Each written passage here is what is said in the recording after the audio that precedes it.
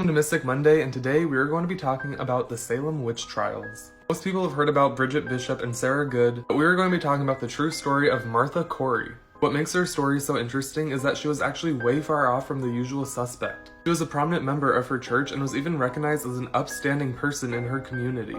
However, the suspicion started when she tried to stop her husband from going to the early examination of the witch trials. She tried to prevent him from going by taking away his saddle, which is like today's version of taking away your husband's keys. Shortly after this, there was another girl who claimed that Martha had bewitched her and also turned her blind. And Martha's defiant attitude unfortunately turned the court officials against her. She was immediately found guilty and sentenced to death. What's even crazier is that her husband was even sentenced to death because he refused to enter a plea in his own trial. And on September 22nd, Martha Corey unfortunately went to the gallows.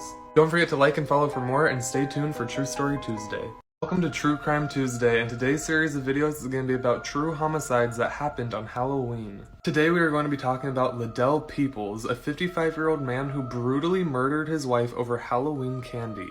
On the south side of Chicago, Halloween night in 2011, Mr. Peoples could not find his bag of candy anywhere. Specifically, his Hershey's and Jolly Ranchers. So he accused his 49-year-old wife Maria Adams of stealing his candy from him. She was so in shock by his childlike tantrum and accusation that she threw a plate at his head. And in an even crazier response, Liddell Peoples picked up a knife and repeatedly started stabbing his wife until she eventually died. Liddell was caught shortly after and served 30 years in prison over some candy.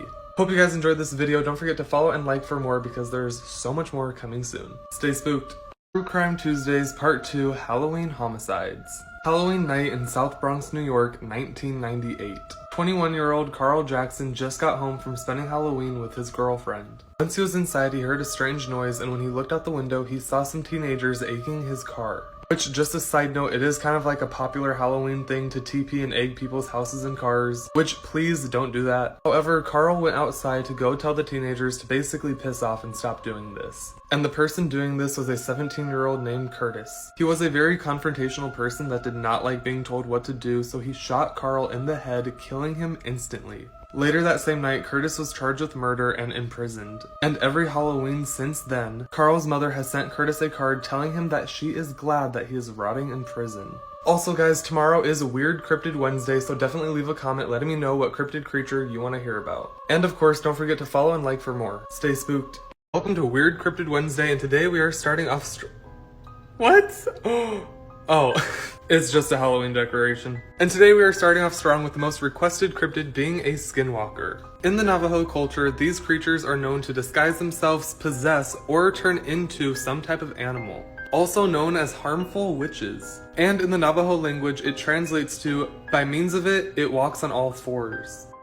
Creatures are also the antithesis of what typical Navajo culture stands for. Also previously on this account, I've discussed my personal experiences with this creature, and when Google searching, this is probably the closest thing as to what it looked like. As for the lack of knowledge or discussion about these creatures, the Navajo typically don't talk about it because saying their name can even summon them, and apparently also whistling past sundown is another way to get one close. And in the next video, right after this one, we will be discussing the Wendigo. So don't forget to drop a follow and a like to see more. Stay spooked. Weird Cryptid Wednesday Part 2. In the northeastern forests of Canada and in certain parts of Wisconsin, the Wendigo can be found. It is known to be a monstrous spirit which invokes acts of murder, greed, and cannibalism. Its name comes from a controversial modern medical term called Wendigo psychosis, a syndrome in which makes a human crave another person's flesh. And apparently insatiable greed can summon these creatures. And apparently there are two outcomes when encountering these creatures. They could either possess you and you will turn into one, or they will just flat out devour you. Honestly, these creatures look like the Skinwalker's ugly stepsister. Due to the fact of lack of time that I have, I'm going to be inserting a quote from somebody's description of when they saw one. Pause. I hope you guys enjoyed this video, and thank you so much for watching. Feel free to drop a follow and leave a like if you guys want to see more, because tomorrow is Conspiracy Theory Thursday. Stay spooked. Welcome to Conspiracy Theory Thursday, and today we are going to be talking about the Smiley Face murder theory. Since the late 90s, at least 40 college students had been found dead from accidental drowning, all male athletes with a high GPA. All victims were found in various bodies of water across the Midwestern states in America. And next to every single body of water where the victims were found, you could find a spray-painted smiley face. Theory number one is that it is a group or a cult going against these people, which leads into the second theory that it is a gang initiation in order to get into the smiley face cult. As for the theory of why they specifically paint a smiley face next to all these bodies of water, some detectives believe that it is there to simply taunt the victims and their families, while other people say that it is a group on the dark web and this is actually their logo. Whatever it may be, these cases are still unsolved. There will be another conspiracy theory video coming right after this one, so don't forget to follow and like and stay tuned. Welcome to Fearful Friday, and today we're going to be talking about the story that inspired the movie The Exorcist. It all starts with a 14-year-old boy who now goes by the alias of Roland Doe. He was really close with his aunt, who was a spiritualist, and also introduced him to the Ouija board. And when the time came when she passed away, he tried contacting her through one. And that is when things started going bad. Roland and his family then started experiencing paranormal activities such as furniture moving and hearing footsteps and loud bangs against the walls. The family then tried taking him to different doctors and psychologists, but there was no reasonable explanation as to why this was happening. The family then turned to a local pastor for help and guidance, but unfortunately there was nothing he could do. He was actually the one who referred the family to a Catholic priest who specialized in exorcisms. And this is when things started to get even worse, which we'll be discussing about in part 2, which should already be up by the time you see this. Part 2 of the story that inspired The Exorcist. The boy was treated by multiple priests in multiple locations. One of the most famous attempts was by Edward Hughes at Georgetown's University Hospital. The exorcism, however, was never fully completed. The boy ended up escaping his restraints and lashing out at the priest with the spring from the mattress.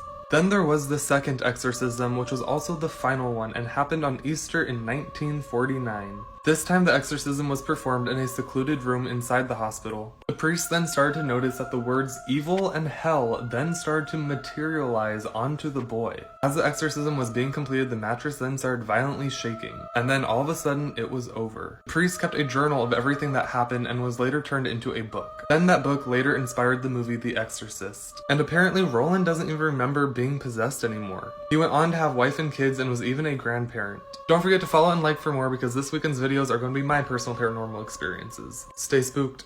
So back when I was living in San Jose, I used to really like going to this one park called Silver Creek Linear Park. Mainly because if you took this path going to the left, it would take you to this forest area with like a little river. And one time when I went, I saw this Bible opened up on this trash can. I thought it was kind of weird, but I just started heading to the forest anyways. And that is when I came across this weird lump of dirt and rocks and sticks kind of in the shape of a body.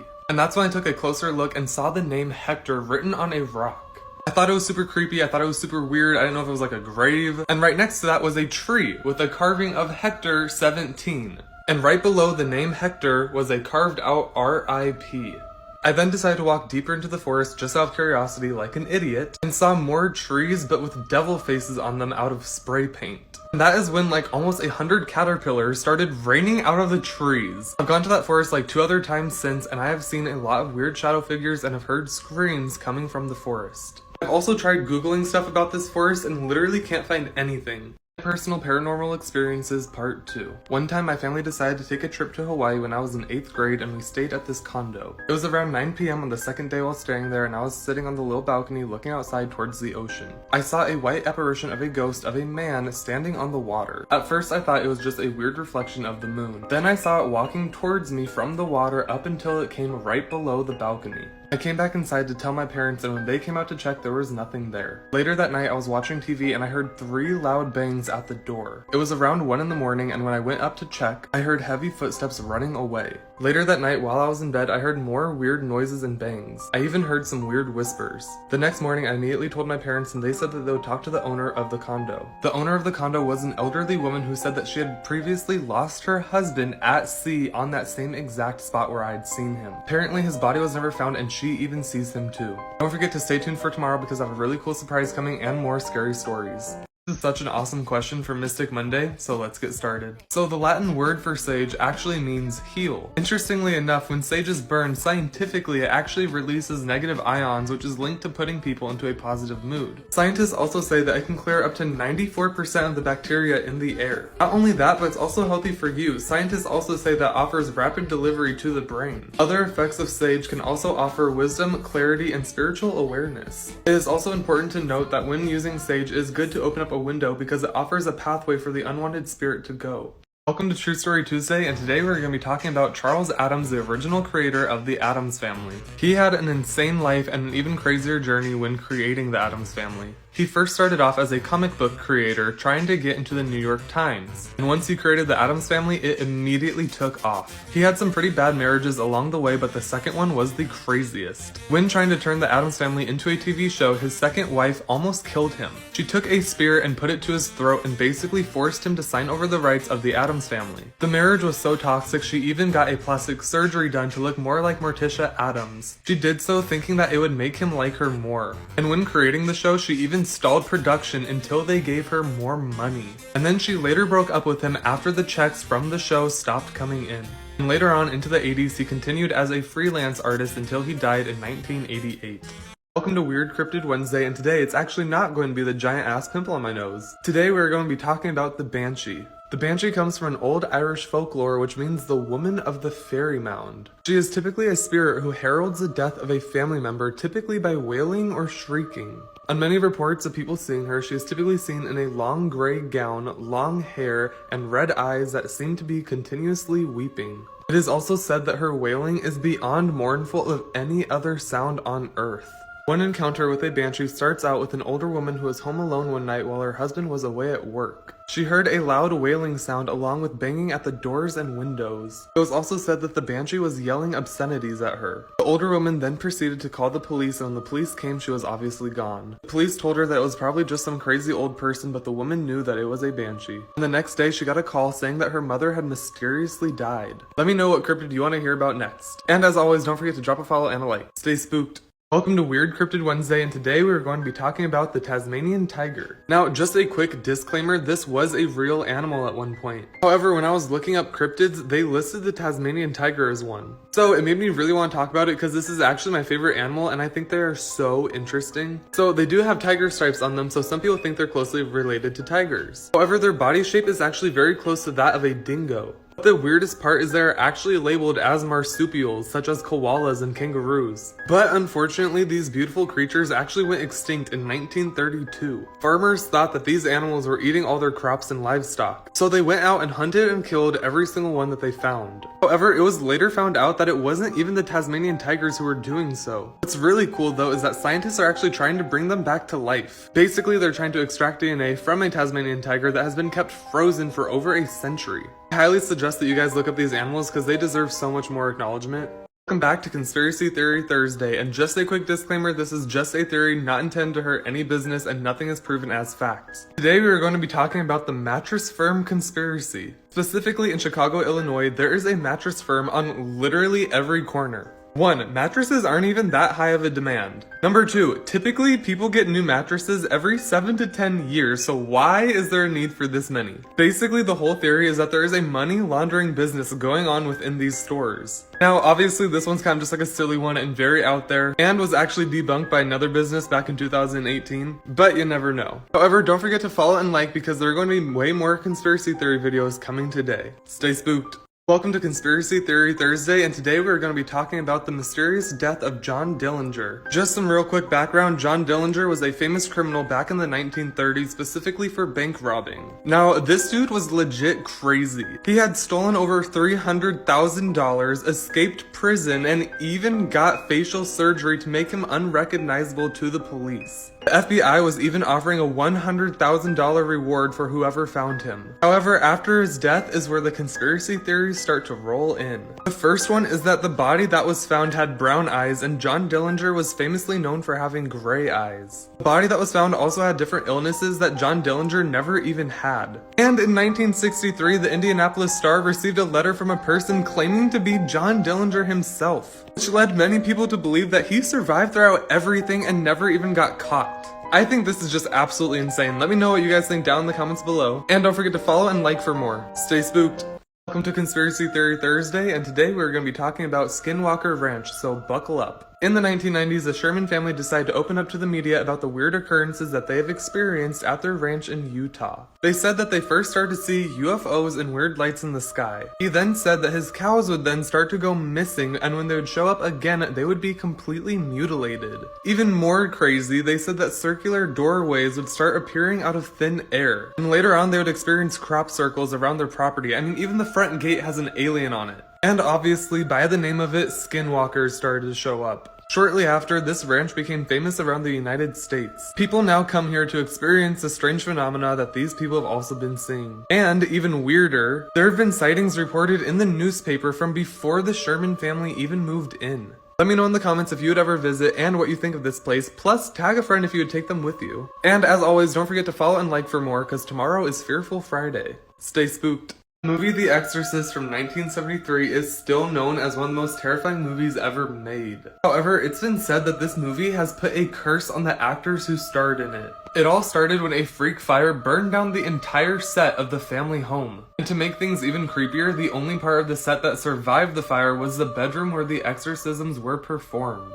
The cast and crew were so freaked out by this that they even called in a real priest to bless the set. But the biggest reason that people think that this movie is cursed is the amount of deaths that followed after this movie was made and even while this movie was in production. 2 of the actors died as soon as the film was finished. Linda Blair's grandfather died mysteriously as they were filming. The actor who played Father Damien was hit by a motorcycle during the process of filming. And the actor Max Vaughn's brother died the first day that Max was on set. Let me know what you think down in the comments below and stay tuned for the next video because it is going to be about the movie Poltergeist. Stay spooked. The movie Poltergeist from 1982 is known to be a very cursed movie, specifically for the actors who starred in it, and let me tell you why. There is a scene where actress JoBeth Williams gets dragged into a swimming pool full of skeletons. Little did she know that they were actual human remains. She said in an interview, in quotes, "I assumed they were fake skeletons made out of plastic or rubber. I later found out that they were using real skeletons because it was far too expensive to make fake ones out of plastic or rubber." Mind you, she spent multiple days filming this scene not even knowing that she was swimming with real human remains. And the little girl who was the main character of the film died in 1988 at age 12 due to cardiac arrest and septic shock, which is not usual for a 12-year-old. And later on, actor Lou Perryman was hacked to death with an axe. Let me know your opinion down in the comments below, and don't forget to follow and like for more creepy videos, and stay spooked. I'm 100% positive there was a demon in my parents' house when I was growing up. Let me explain. For starters, there was always like a tapping sound on the wall above my head whenever I would go to sleep. It always sounded like specifically demon claws tapping on the wall, sounding very much like this.